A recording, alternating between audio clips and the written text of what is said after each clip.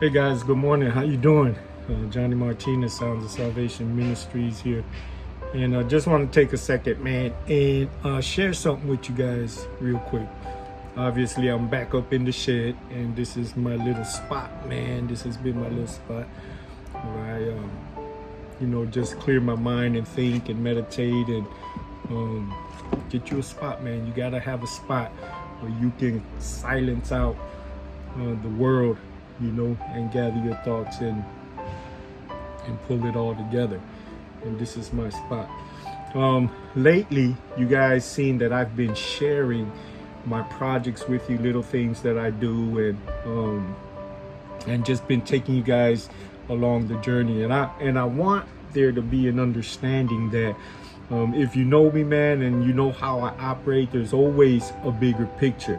And I believe that God can be glorified in all things. And for that reason, I wanted to share what I'm doing. But it's not just about the project itself and what I'm doing. There's a bigger picture. And in all things, man, we want God to be glorified in some way, shape, or form. Why? Because we're representatives of his kingdom. And that's what we're here to do.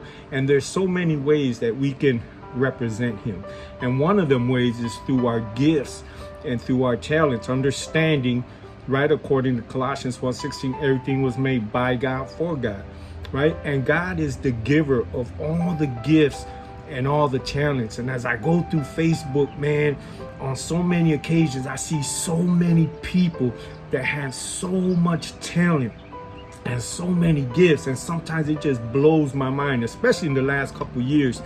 During the pandemic and everything that's going on, people have gotten real creative, and I love creativity. I love it. I love it in music. I love it in poetry. I love it in artistic dance. I just love creativity, right? And that's a gift that we've gotten, made in the image of Christ, right? He started all this with a blank slate, and he spoke a word, right? And everything that is came to be, right? Because our God is a creator, and because we were made in his image, we also have the power and the ability to create.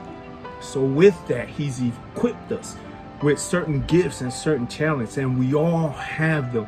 And today I want to encourage you to dig into your gifts and into your talents. This morning I was reading through Exodus 28 verse 3, and I want to share this verse with you if you want to join me, right? It says, instruct all the skilled craftsmen whom I have filled with the spirit of wisdom. Have them make garments for Aaron that will distinguish him as a priest set apart for my service. And right here we see where God is pulling together all the craftsmen, right? Aaron at that time was the high priest. We know that now Jesus is our high priest, but at that time Aaron was the high priest, and God had set it up where he was going to distinguish him from others. People were going to be able to see him by the way he was dressed, right? That he was the high priest. Jesus is our high priest now, okay? But understand that God had called these craftsmen to do the work, to do the job. So he filled them with his wisdom.